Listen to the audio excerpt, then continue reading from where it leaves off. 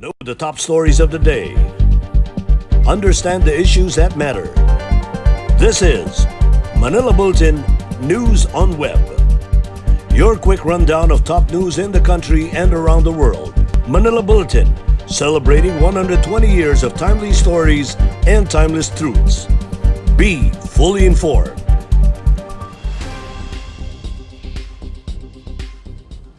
Hi, I'm Barbie Atienza. This is MB Now, and here are your news on web. The new variant of the coronavirus disease, which is believed to be more infectious, remains undetected in the country following results of the initial genome sequencing, the Philippine Genome Center said on its latest report today. This despite the announcement of Hong Kong authorities that it had found a passenger from Manila who tested positive for the new strain. In the latest bulletin issued by PGC, it said that none of the samples they analyzed contained the new and more infectious variant. The PGC said it began its analysis and sequencing after the new COVID-19 variant, which was first detected in the United Kingdom, started to spread in other countries, including the Asian region. According to the PGC, it sequenced and analyzed a total of 305 SARS-CoV-2 samples from hospitalized patients as well as inbound travelers from the UK and other countries affected by the new variant. The University of the Philippines-backed Genome Center noted that the most frequent spike protein mutations observed in the local samples are the D614G and the S12F, which were already detected by the PGC in the country last year. However, the PGC emphasized the need to continue and expand its biosurveillance efforts together with the Department of Health Epidemiological Bureau, the Research Institute for Tropical Medicine, and the National Institute of Health.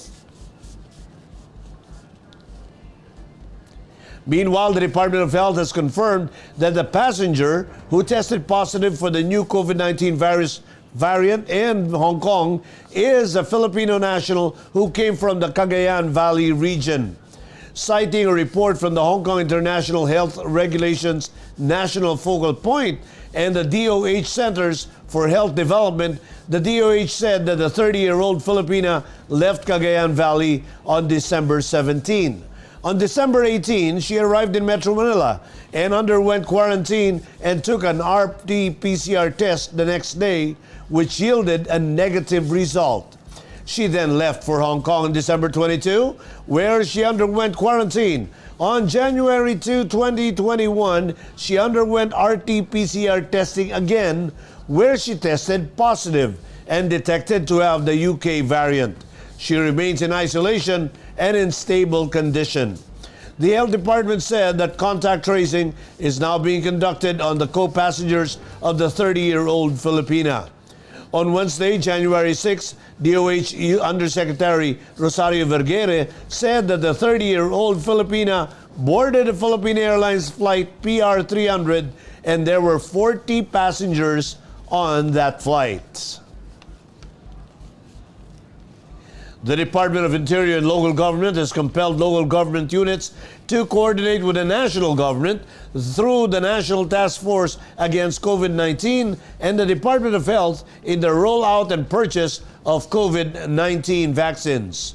In a statement released today, the DILG stressed the need for the coordination process in a tripartite agreement involving the national government and the pharmaceutical firms as more LGUs have expressed the interest to procure the vaccine in a bid to contain the spike of the virus.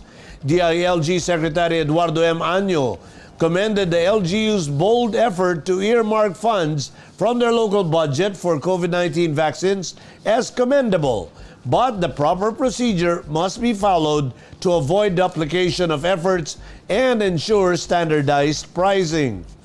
As the main procurer of the vaccine for the nation, Año assured that the national government will take the lead to ensure that the necessary monitoring and proper allocation through the DOH is done across the country. A total of 500 employment slots for Filipino caregivers will be available in Israel this year, the Philippine Overseas Employment Administration said Thursday. POEA Administrator Bernard Olalia, during the Laging Handa public briefing, said that the government of Israel has allotted 500 slots for Filipino caregivers, both male and female, for 2021. To be qualified for the caregiver position to Israel, interested Filipino applicants should be at least 23 years of age, either a nursing graduate, physical therapy graduate, or college graduate or who completed a caregiver course at any training facility accredited by the Technical Education and Skills Development Authority. Olalia noted that for applicants to be qualified, they should have National Certificate or NC2 issued by TESDA. Na meron pong quota na ibinigay ang bansang Israel na naaayon po doon sa ating bilateral labor agreement for the deployment of Filipino caregivers to Israel. 500 caregivers slots po ang ating pong pupunan ngayong taon na ito. In Metro News, around 6,000 residents in San Juan register for free COVID-19 vaccines. Manila LGU's contractual and job order workers to get 3,000 pesos gratuity pay. And medical community discourages public from attending Traslacion. More from this report.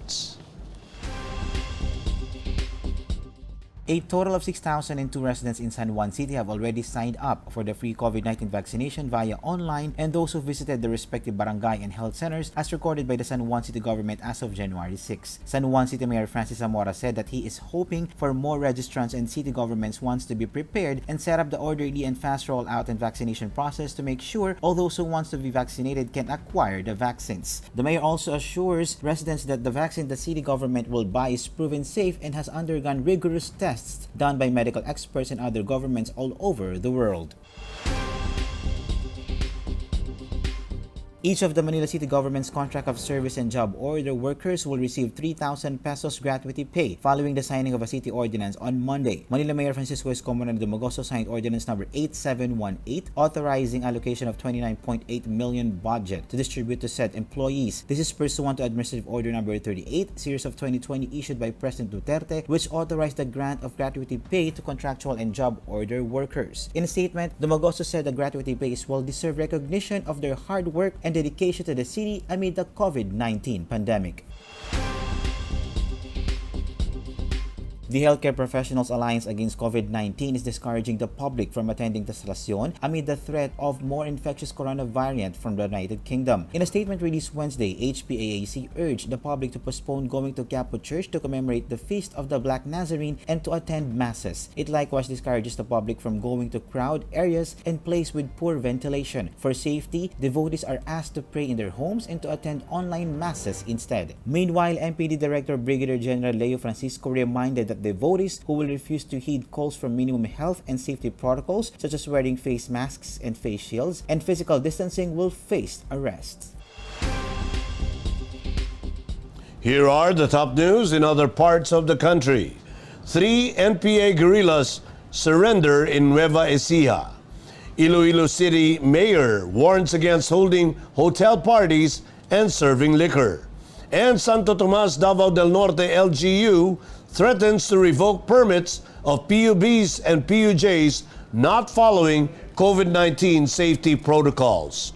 Details in this report. The Provincial Task Force on Ending Local Communist Armed Conflict has announced the surrender of 3 Communist Party of the Philippines New People's Army National Democratic Front guerrillas to local authorities in San Jose City, Nueva Ecija on Wednesday. The 3 CPP-NPA-NDF members were identified as Ka Eugene, 56 years old, Ka Butch, 48 years old, and Ka Warren or Waldo, 51 years old. The 3 surrenderees are now under the custody of the 2nd Provincial Mobile Force Company so they can avail of the Enhanced Comprehensive Local Integration Program or ECLIP program of the government for former rebels who will choose to return to the folds of the law and live a normal life with their families. Iloilo City Mayor Jerry Treñas has sternly warned hotel operators in the city against allowing parties and serving alcoholic beverages. Treñas issued the warning in the wake of the controversial death of flight attendant Christine Dacera at a hotel room in Makati City and the blatant disregard of minimum health protocols, particularly against social gatherings. From months of being placed under the General Community Quarantine or GCQ status, the national government has placed Iloilo City under the Modified General Community Quarantine or MGCQ. But even under MGCQ, Treñas has not lifted his executive order banning the serving or consumption of alcoholic beverages in public places such as restaurants and hotels. The local government of Santo Tomas in Davao del Norte has threatened to revoke the business permits of public transportation companies that are not adhering to the Santo Tomas LGU's COVID-19 safety protocols. According to Mayor Ernesto Evangelista, he received information from concerned citizens that health protocols such as physical distancing are not being followed by some public utility buses. Evangelista reminded owners and operators of public utility bus and jeepneys to strictly follow the policies issued by the Department of Transportation and the Land Transportation Office due to COVID-19 pandemic. In world news, mob storms U.S. Capitol as Trump accused of coup. President-elect Biden demands Trump to call off the siege. Let's watch this. Flashes and smoke rise from the steps of the Capitol building as chaos unfolds, with supporters of U.S. President Donald Trump storming the grounds in a bid to stop Congress from certifying Joe Biden's win in November election. Protesters were seen climbing the building, others confronting police officers standing guard in riot gear.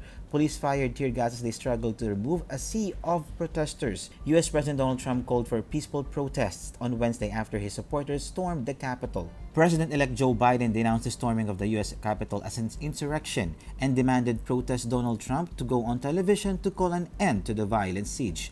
Facebook said it pulled a video posted to the social network by U.S. President Donald Trump for fueling violence by supporters who stormed the Capitol building. YouTube has also removed a Trump video that appeared to be contributing to the mob violence. Twitter also threatened to permanently ban U.S. President Donald Trump from platform for flouting its civic integrity rules, ordering him to remove 3 rule-breaking tweets. In entertainment, fans are rejoicing after K-pop girl group Twice's member Jeongyeon appeared in a promotional video for the video game Sudden Attack. Jeongyeon went on hiatus last October due to anxiety and was unable to join Twice in promoting their album Eyes Wide Open, which was released on October 26 last year. Video game publisher Nexon announced on January 7 that Twice will be the first character in 2021 for the online game Sudden Attack. All the members of Twice appeared in a promotional video, and because of this, the term Jeongyeon trended on Twitter. In sports, NBA players and coaches said they were shocked by scenes of violence at the U.S. Capitol Wednesday, differentiating between rioters in Washington and the racial justice protests that league members supported last summer. Boston Celtics and Miami Heat players knelt during the pre-game national anthem on Wednesday. In a joint statement, the Celtics and the Heat players said that they will play the game with a heavy heart after the decision in Kenosha, and knowing that protesters in the nation's capital are treated differently by political leaders depending on what side of certain issues they are on.